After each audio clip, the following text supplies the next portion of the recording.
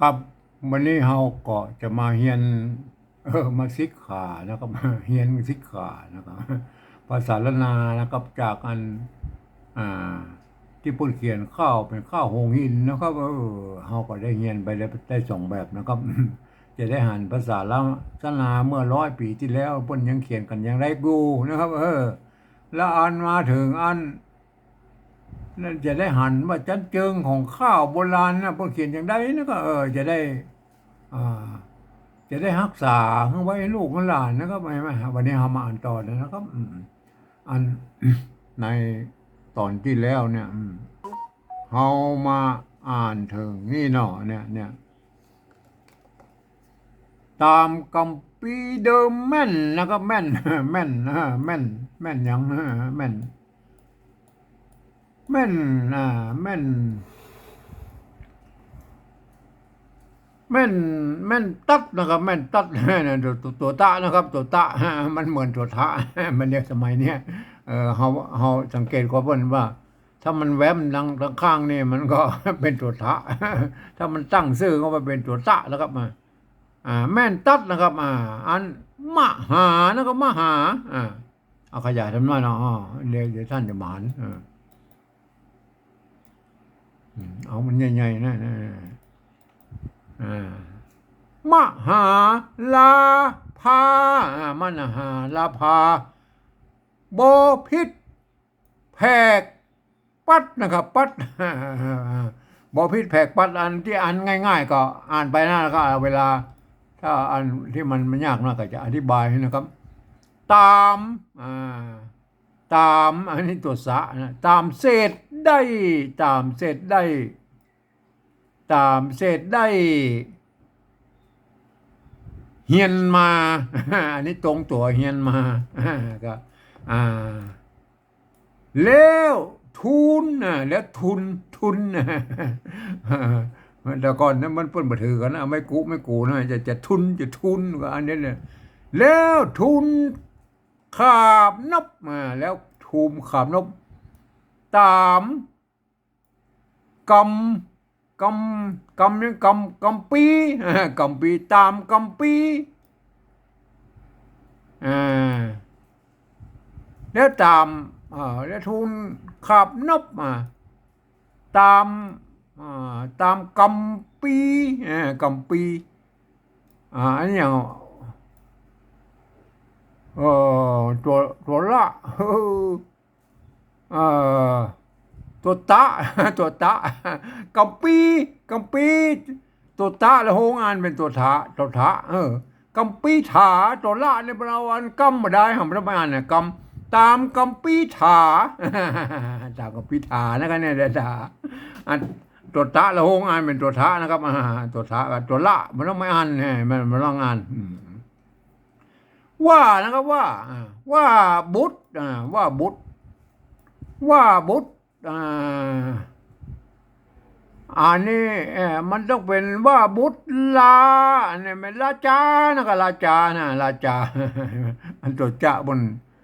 อ่ามันจะไปเป็นราชมันก็มันเป็นอันอ่า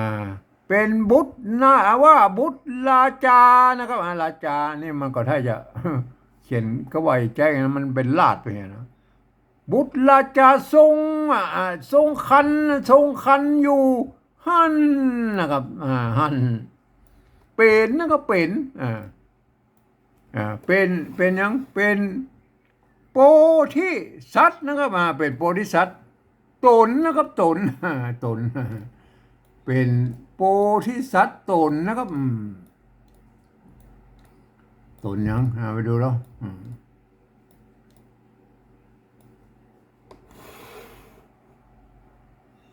ตนบุญแม่นมันนะครับแม่นมันอ่าใจ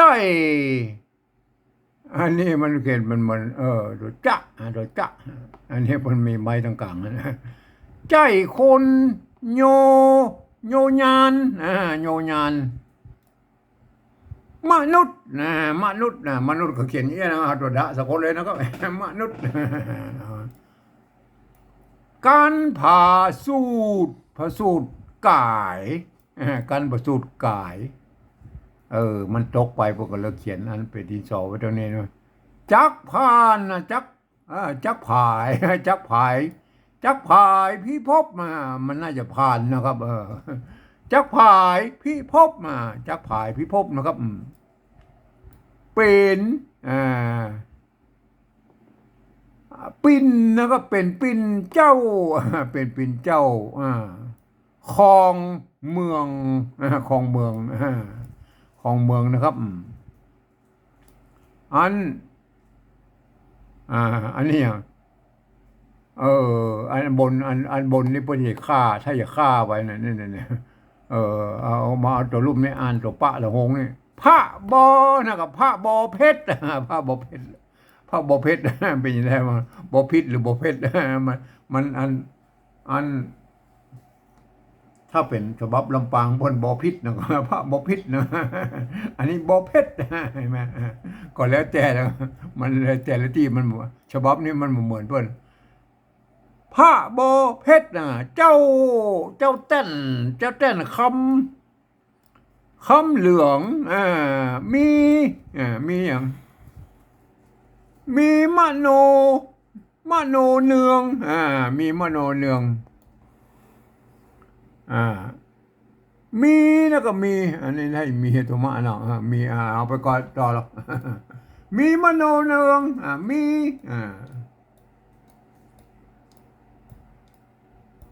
ีมโนเนืองโอ้ไม่ใช่มีครับปีนะครับมาเป็นปีนะครับปีตีนะครับปีตีบ่อเจ้านะตะกี้ไม่ใช่มีก็ปีนะครับปีนะครับปีตีนะครับปีตีบ่อเจ้านะครับจริงนะจริงอะไรนะครับจริงปะทานไอ้ปะทานเห็นไหมป้นปะเนี่ยป้นเอาตัวละมากำเฉยๆนะปะป้นอ่านปะนะครับปะทานนะครับจริงปะทานจริงปะทานอันนี้ปั๊บนะครับปั้นมันมีตัวหน้าสะกดนี่เห็นไหมนี่แหละ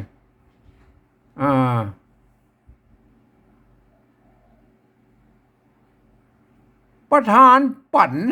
ประธานปั่นอันนี้เป็นตัวปะแล้วก็เห็นไหมมันเขียนอะไรไทยยุ่งหน่อยจริงประธานปั่นนะครับรางวัลน้อมเป้านะครับรางวัลน้อมเป้าตามเปิงกวนตามเปิงกวนบ่อน้อยบ่อน้อยแล้วนะครับแล้วอันนี้ตัวละบนไหนไหมตัวละบนสมัยนั้นมันมียักษ์หน่อยเรื่องนี้ตัวละนะครับแล้วบรรหารมาเขียนเนี่ยบรรหารเอาตัวละมันซ้อนกันสองตัวบรรหารแล้วบรรหารแล้วก็พวกก็เขียนไปแล้วก็อันให้นางให้นะครับให้นางก็ให้ก็นะครับภาษาไทยภาษานี่มันปนกันแล้วก็เข้างี้นะไหมให้นางมอมไม่ใช่มอมถ้าเป็นกับลำปางเป็นอันหม่อมแล้วก็นางหนุ่มน้อยที่นี่เพิ่นเอาหนุ่มน้อยนะครับไม่นางหนุ่มน้อยนะครับพัดเปลี่ยนเป้าเตวีลงอันตายบาทที่หนึ่งแล้วบาทที่หนึ่งลงเตวียอดนะครับยอดนางลีอันนี้ถ้าจบละยอดนางลีเตวีมันอันบาทที่หนึ่งแล้วยอดนางลียอดนางลีก้อยกั้งบดหน้านะครับบดหน้าจบแต่นะจบแต่อยู่เนี่ยบดหน้ายามเมื่อยามเมื่ออยามถ้าเขาอ่านเป็นเมื่อนะครับมันยามเมื่อนอฟ้าไอ้นอเนี่ยก็มันมีไม่เยอะใช่ไหมพวกก็ป เปิ้นก็เขียนแบบโบราณนะเขาจะอันหนอก็ได้อันนออันนอยามหนอเมื่อยามยามเมื่อนอฟ้าแม่ฟ้าเนี่ยพวกก็บ่มีไหมมีจางๆอยู่ในนี้เนี่ยอ่าเมื่อยามเมื่อนอฟ้าพระนะครับพระอันนี้พระไปป้นเขียนได้มันน้ำมึกมันได้อย่าอันขาดไปหน่อยนะครับพระนะครับพระสูตรตีนะครับตีลุนตีลุนก่อนเลนายเหยนะป้นบ่เหยก็เหยก็ป้นเหยฉบับนี้มันเหยก็จะเหยก็เหยก็อันเดียวกันนะครับมันคนละเสียงครับก่อนแลนะเหยอันนี้เป็นจบบทที่หนึ่งแล้วนะครับบทที่สองเดี๋ยวบทขีดเป็น3 ขีดเอาแล้วก็โอเคนะอันนี้2ไม่หรออันนี้3ไม่หรอกระหมูเนี่ยมันให้เป็น3เลยมันต่อไปนะอ่านต่อไปแล้วนะครับมีเวลาอยู่ก็อ่านไปเรื่อยๆนะครับหกนะครับหกนางขวัญป้ากันอย่างป้ากันนั่งนะครับนั่งมันก็แวดนะครับแวดล้อมพวกก็ละกลายเป็นนั่งนะครับเห็นไหมป้ากันนั่งล้อมนั่งนี่เนี่ยนั่งล้อมอยู่เพ่ป้ากันนั่งล้อมพร้อมที่เฝ้าอันนี้เป็นบาทขึ้นต้นไหนไหมนี่นิเวศเบสนนิเวศเบสนนิเวศเบสนนะอันนี้เป็นบาทขึ้นต้นนะครับได้นะครับได้อันนี้จะเป็นบาทที่2ละบาทได้ท่านก็จัดวักจัดบักจัดอันอย่างไปคนเดียวนะครับอ่านป้นเขียนติดกันเองนะครับได้ยินว่าตะได้ยินว่าตะอันนี้อย่างเนี่ยสำนะก็สำเขียนไม่กล่าววงเลยนะมันตกอันนะครับพวกก็เลยวงเอานะว่ามันสำนะสำเนียนสำเนียนเห็นไหมสำเนียนอ่ะมันต้องเป็นสำเนียงนะครับเป็นสำเนียนสำเนียนมอโหนโหนความจริงมันโหนนะครับมันพวกก็เขียนนี่โหนมอโหนนะครับเห็นไหมหานกุล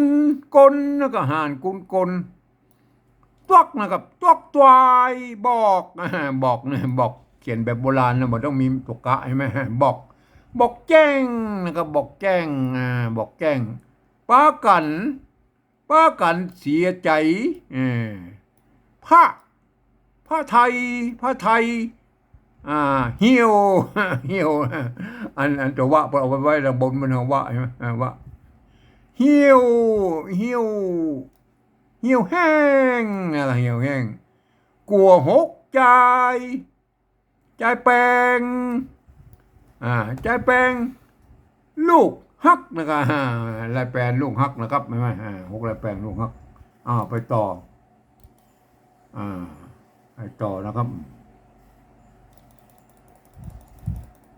6ลายแปลงลูกฮักโอเคแล้วครับเลื่อนหน่อยเลื่อนหาหน่อย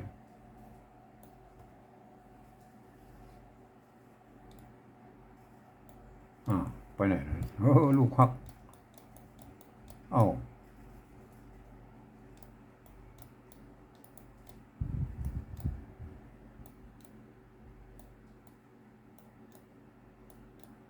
มันโคละอันนี่นะโทษทีเดี๋ยวซ่อนให้ดู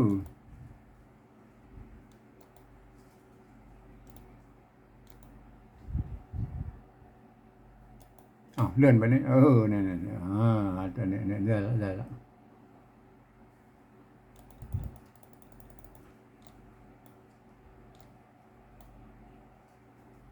ลุงฮักแล้วนะครับลุงฮักแล้วนะครับ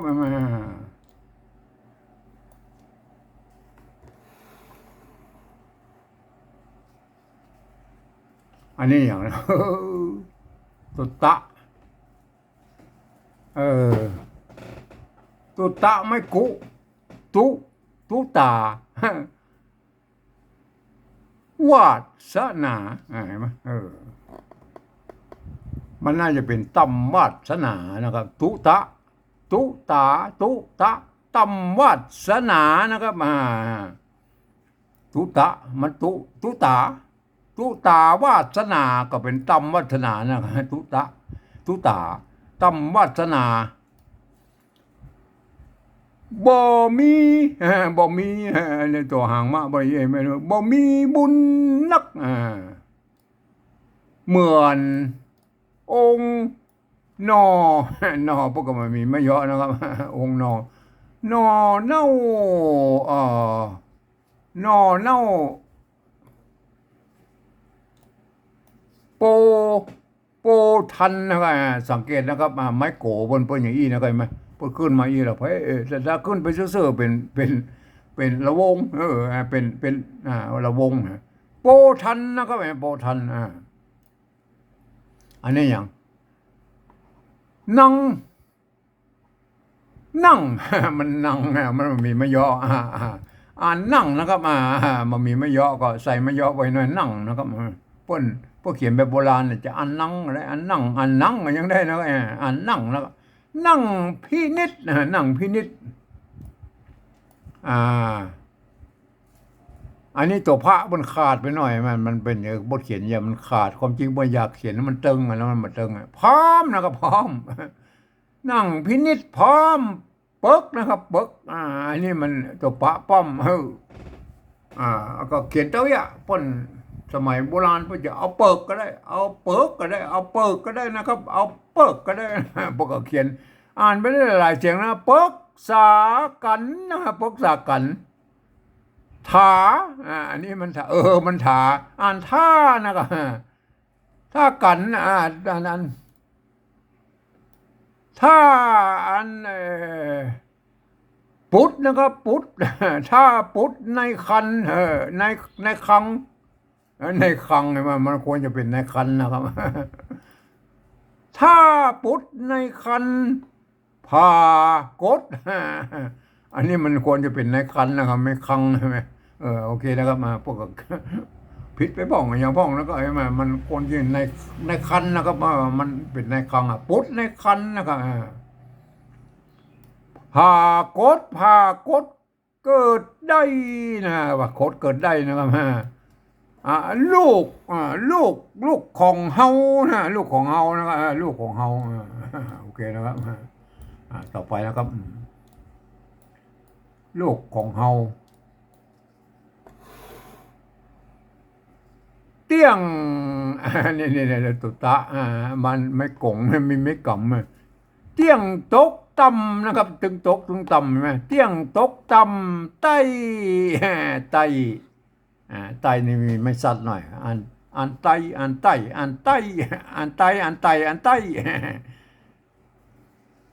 เตี้ยงตกต่ำไต้ตั้งหกใจจุ่มพี่น้องแม่สมัยนี้เป็นเอาอันไม่ขอจ้างเข้าไปใส่นะครับว่าสมัยนั้นอ่านเจ้าอีกอ่านพี่น้องแล้วขนาดไหมกันวิมาลาจักพาสูตรต้องจักว่าสูตรต้องพระเจืองนะครับพระเจืองมันอ่านเจืองเจือง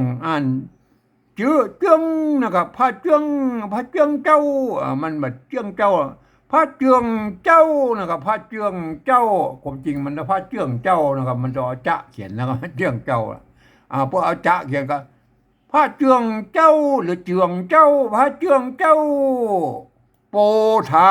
อันนี้อ่านได้นะอ่านได้อันนี้เนาะอันนี้ตัวหาไม่กืออย่างเดียวอ่านหือนางนึ่งนะครับนึ่งอันนี้อ่านนั้นหึ่งนางนึ่งนั้นนะครับหึ่งนางนึ่งนั้นเอานะครับเอาอันนี้อูอาแน่นอนเอาสุนักขาอันนี้ที่ตรงตัวนะนักขาเนี่ยอ่านบ่ตัวพระไม่กาไม่ชัดก็อ่านว่าภาคนะครับไม่ชัดมันแทนไม่ตกกะอยู่ตรงนั้นอ่านบ่ภาคเนี่ยเอาไปก่อน อันบ่ภาคอันนี้บ่เขียนอันนี้มาเขียนแล้วเพ่เป็นอันบ่ภาคเออบ่ภาคกาอันนั้นภาคกาบ่คิดมาแล้วอันเป็นบ่ภาคกาอันนี้อย่างนะอัน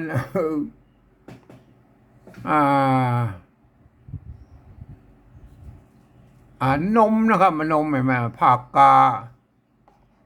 ปัดนะครับมันมีไม่สัตว์นี่อันนี้เป็นตัวตะอันนี้ตัวปะอันซ้อนตัวตะมันคอยสังเกตเอาหน่อยนะก็มันปดเขียนมันบิดหน่อยปัดแล้วก็ปัดอันนี้ว่าปัดภาคกาปัดนมแม่อย่างแม่ได้นะครับใส่นะครับใส่สุสาใส่สุสาอันใส่สุสาถ้าเป็นอันฉบับลำปางเพิ่นใส่ผู้สาเนาะใส่ผู้ใส่ผมอันนี้มันสุสานะก็ใส่สุสาปามาใส่ไม่กล่าวว่าไงมาใช่ไหมปามาที่ที่ใกล้นะครับที่ใกล้ที่ใกล้เมืองแล้วก็เมืองจอมนางไวเมืองจังนางไว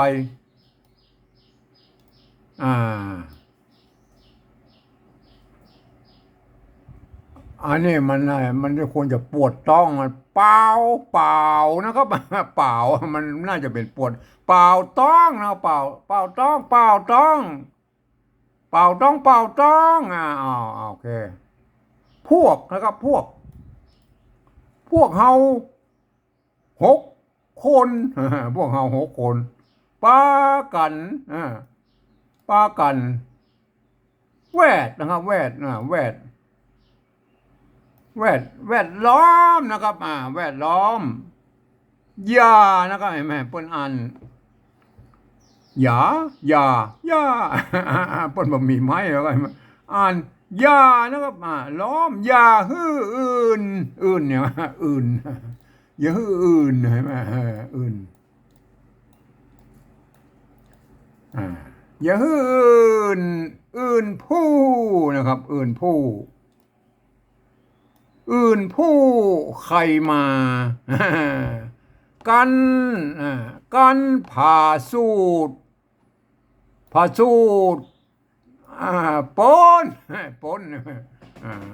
นนะครับอันแบบนั้นเอานะครับเอาสุนักขานะลงเกือกตานะครับโลเห็นไหมพวกก็เอาตัวละเข็นโลนะก็โลอย่างโลหิตแม่เจ้า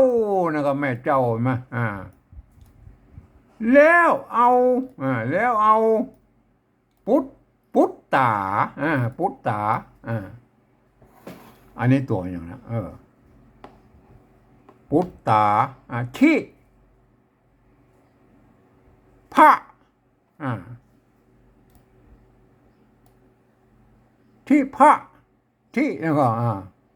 ปุตตาที่อะไรนะทิ้งมันน่าจะทิ้งนะพระที่พระอ่านไปก่อนอันนี้อย่างนะองค์พระองค์จอมเงาอันนี้มีทิ้งอย่างทิ้ง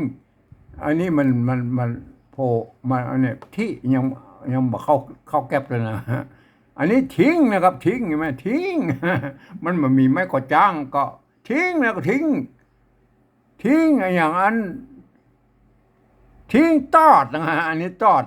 อ่านตรงตัวตอดลง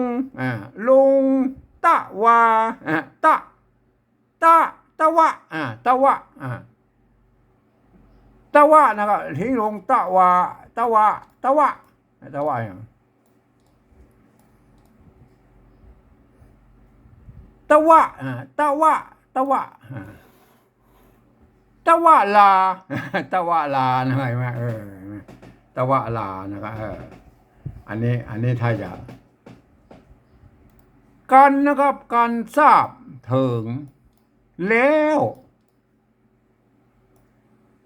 แห่งพระยีหาอย่างยีหาปิตุลาดมันก็ลาดจาปิตุลาดจาปิตุลาดจาเมืองนะครับเมืองเมืองผาสูตรได้นะครับสูตรได้ลาจะลาจะกลายเป็นนะครับกลายเป็นลาจะกลายเป็นมนุษย์สุนัขขาอันนี้ป่นขีดมันก็ซับซ้อนกันหน่อยนะป่นก็จะต้องเอาไปบูรณะสัตว์เดรัจฉารักษาก็คาบป่าตาก็ป่าตาอันนี้มันจะต้องเอาไอ้ช่วงนี้มันซับซ้อนกันหน่อยนะครับก็จะต้องเอาไปชำระครับคือมันเอาไปตามอันข้าวเป็นฉันทลักษณ์ข้าวป่าตาอันนี้เนี่ยอันนี้มันนักขาแล้วนะครับน้อย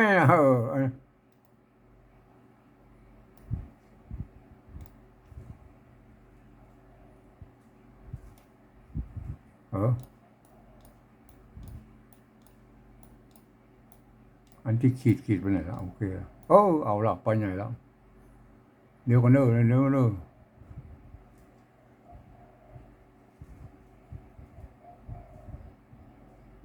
ไหนแล้ว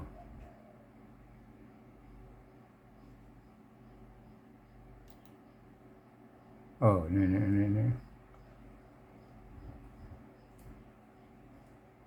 ป่าตาเนี่ยป่าตาทุกอันนี้เรื่องเนี่ยเพเนี่ยป่าอันนี้ตัวนี้เรื่องโอเคเนี่ยก็คาบป่าตานะครับคาบป่าตาคาบบาทานั่นแหละครับ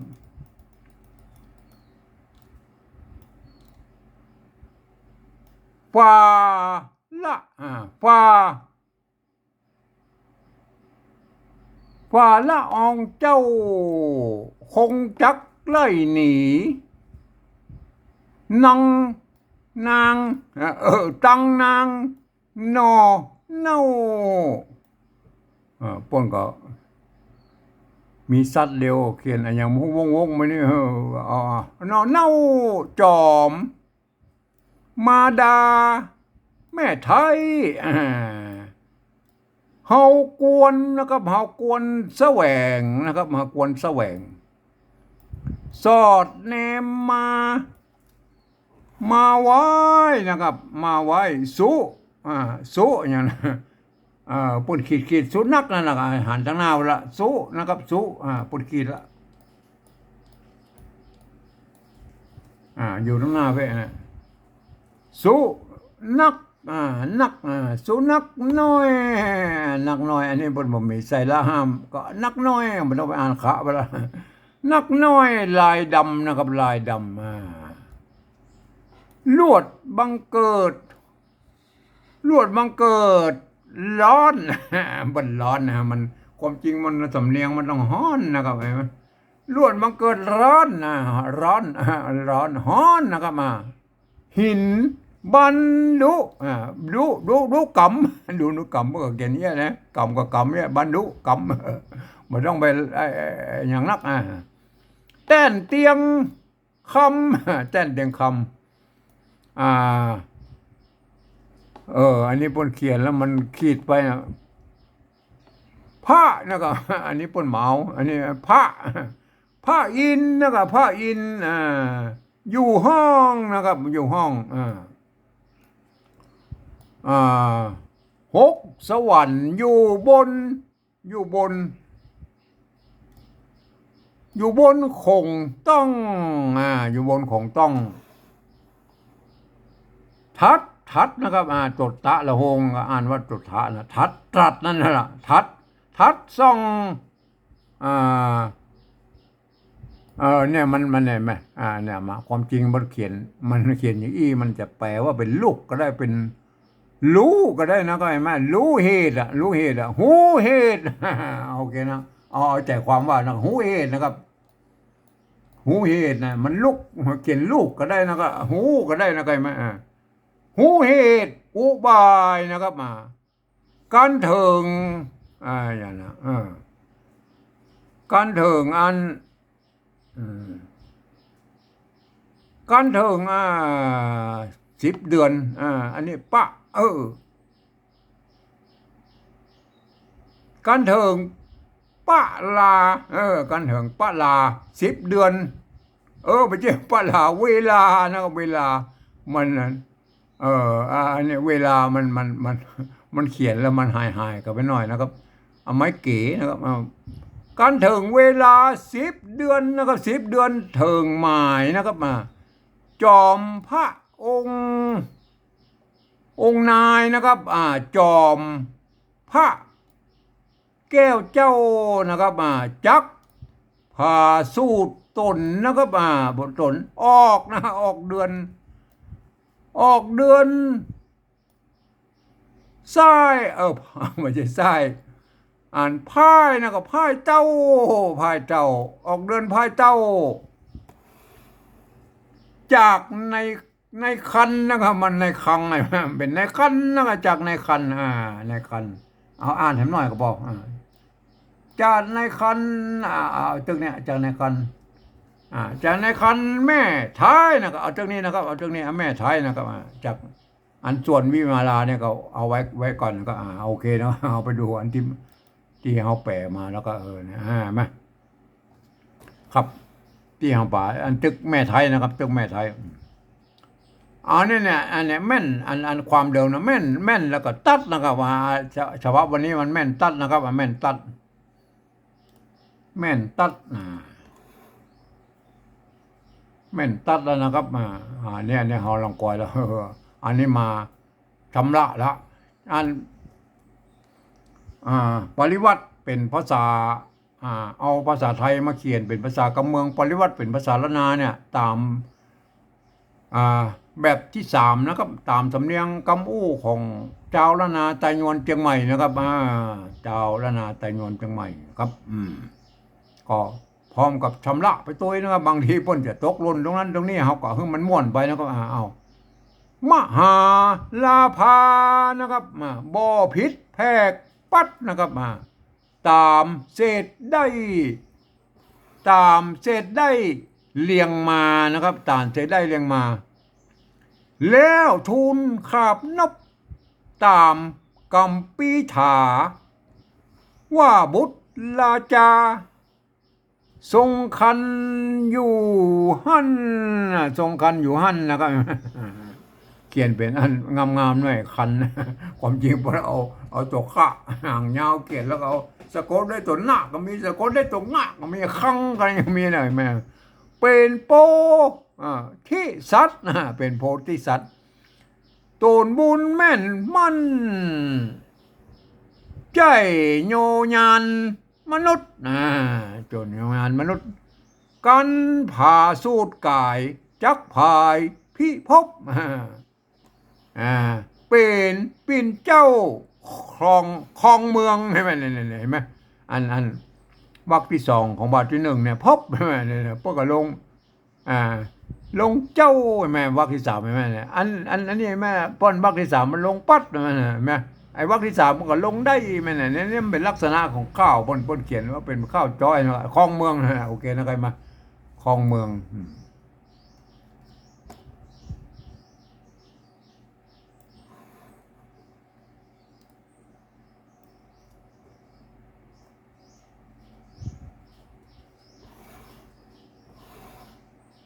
พระบอเพชรพระบอเพชร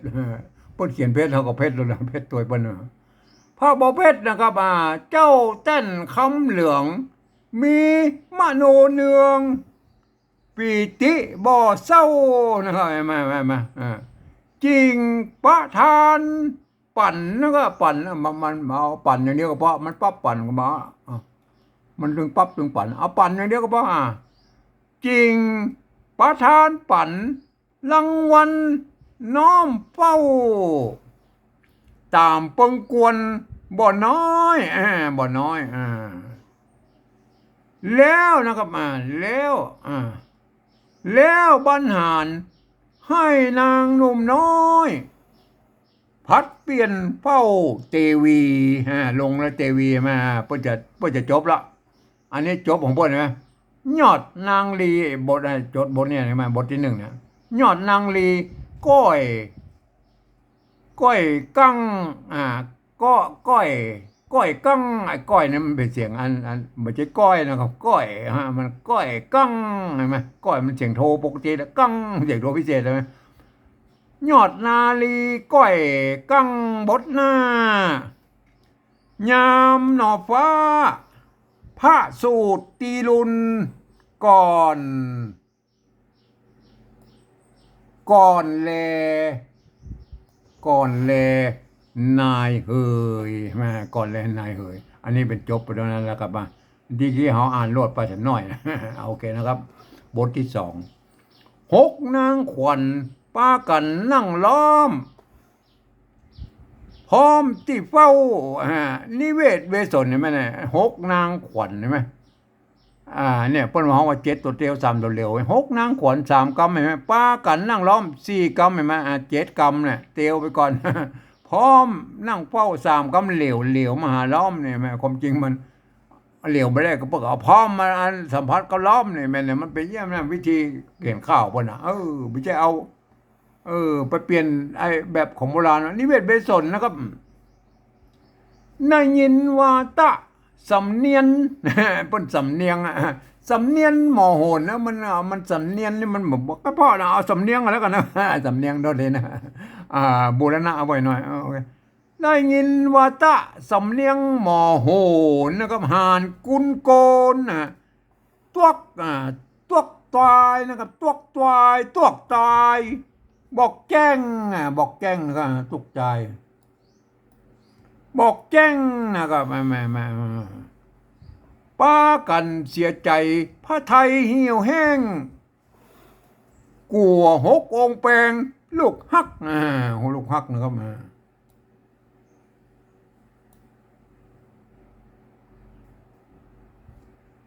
อันนี้ถ้าจะมาถึงนี่แล้วครับตำวาสนาบ่มีบุญนักเหมือนองค์หน่อเน่าโปทันนั่งปินิจพร้อมปรึกษากัน ถ้าบุตรในคันผากฏเกิดได้มาลูกของเฮาเตี้ยงตกตำใต้ตั้งหกใจจุมพี่น้องนะครับพี่น้องกันวิมาลาจักพระสูตรต้องพระเจืองเจ้าจะเปิ้นพวกเขียนเป็นเจืองเจ้านะครับเอาเจืองเจ้านะมาเอางามๆหน่อยเอาเจ้าโปธานะครับเอามันสำเนียงมันเพาะหน่อยฮือนางหนึ่งนั้นเอาสุนัขขาอันบ่ภาคกาปัดลมแม่ได้นะครับใส่ผู้สาอันป้นเขียนเป็นสุสานะครับแต่อันของอันลำปางป้นผู้สานะใส่ผมนะใส่สุสาก็ว่าก็สุสาก็น่าจะได้นะสุสาก็ให้เป็นน่าจะสุสามากกว่านะครับอันเป็นก็ชะลอมอย่างนั้นนั่นน่าจะเป็นอันสุสานะเอาโอเคนะเอาตามฉบับนี้ก็แล้วกันสุสานะเอาป้นสุเอาตามนี้นะครับสุสาตามสุสาเอาตามฉบับนี้เนาะโอเคนะครับตามสุสาตามาที่ใกล้มันน่าจะปลานะปลาจบปลาปลามาที่ใกล้เมื่อจอมนางไวปวดท้องนะครับปวดท้องป พวกเฮา6 คนปากันแวดล้อมอย่าฮื้ออื่นผู้ใครมากันกันผ่าสูตรโป้นเอาสุนัขขาลงเกือกตาโลหิตแม่เจ้านะครับแล้วเอาปุตตาคือพระองค์จอมเก้าทิ้งตอดลงตะวาละนะเนี่ยมาอันนี้ชำระเอาบนนะครับตะวาละบนเขียนเป็นตะวาลานะครับมันจะเป็นอันนี้แล้วใช่ไหมนะมันตามอันนี้มันจะต้องเป็นอีไหนไหมกันทราบถึงแล้วแห่งองค์พระเนี่ยมันก็ตกไปก็อันนี้ก็อันเติมมาป่นนะครับโอเคนะครับ เพราะว่ามันไม่ได้ใจความพระมันก็องค์พระนะครับแล้วเฮาก็เทียบของอันลำปางไปพ้องนะครับมาแล้วแห่งการทราบถึงแล้วแห่งองค์พระยี่หาปิตุได้ลาจานะครับครับ อันนี้ชำระเอาบนนะครับชำระเอาบนเพราะว่ามันก็เขียนไปตกหล่นไปพ้องกับก็จะเบ้มามันบ่เข้าอันฉันทลักก็ว่างไปแล้วก็เฮาก็เทียบของลำปางนะครับกลายเป็นสุนัขสัตว์เดรัจฉาก็ฆ่าป่าตาป่าละอองเจ้าไม่โอเคนะครับคงจักไล่หนีตั้งนางนอเน่าจอมมาดาแม่ไทยจบตรงนี้นะครับไหมจบตรงนี้นะครับ จบตรงนี้แม่ไทยตะกี้เอาจบตรงแม่ไทยโอเคนะครับอันก็ไปต่อ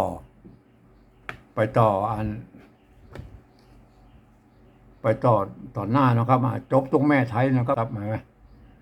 วันนี้มันเวลามันพอแล้วก็เอาจบแค่นี้ก่อนนะครับแล้ววันพวกเขาจะไปอ่านต่อนะครับสำหรับไอ้ฉันทลักษณ์ต่างๆมันนั้นเฮาก็วิพากษ์กันทีรุนนะครับไหมอันนี้คือแปลฟังพอก่อนนะท่านก็สังเกตไปพ้องนะครับไอ้3 ตัวเร็ว7 ตัวเตียว7 ตัวเร็ว7 ตัวเตียว3 ตัวเร็วบ้านหลังบ้านหน้าหรืออันที่พูดว่าอัน3 ตัวเร็วอันที7 ตัวเตียวกินอย่างกำเบื้องต้นนี่แหละเนี่ยมันก็ตีกันไปนะก็ว่างไปแล้วก็อันนี้ก็คือลักษณะอย่างท่านก็ไปเข้าใจกันเอาเองเลย3 ตัวเร็ว7 ตัวเร็วมันก่อนเมื่อมันเดียวกลายเป็นข้าว4หมดแล้วก็เห็นไหมเนี่ยมาก็บอกมันตัวโบราณเพิ่นนะครับเห็นไหมมันตัวโบราณพอจี้พอเลย3 ตัวเร็ว7 ตัวเร็วมันเป็นอย่างไรนะท่านก็ไปพิจารณากันเอาเองนะครับครับวันนี้ผมก็ขอบรรยายเพียงแค่นี้ก่อนนะครับ